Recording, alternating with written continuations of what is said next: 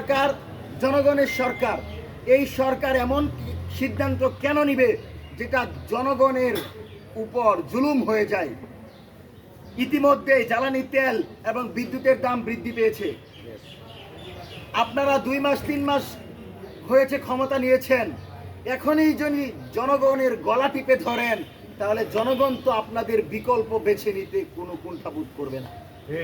সুতরাং দাম বৃদ্ধি না করে সুষ্ঠু পরিকল্পনার মাধ্যমে সিন্ডিকেট ভেঙে দিয়ে চাঁদাবাজির টেন্ডারবাজির যে রাজত্ব সেটাকে ভেঙে দিয়ে বাংলাদেশের জনগণের রায়ের উপক্ষে বাংলাদেশের জনগণের চাপ আর আলুকে দ্রব্যমূল্যের ঊর্ধ্বগতি নিয়ন্ত্রণ করেন, সহনীয় করেন জ্বালানি তেলের দাম, বিদ্যুৎ এবং এলপি গ্যাসের যে দাম বৃদ্ধি করেছেন সেটা প্রত্যাহার করে নেন।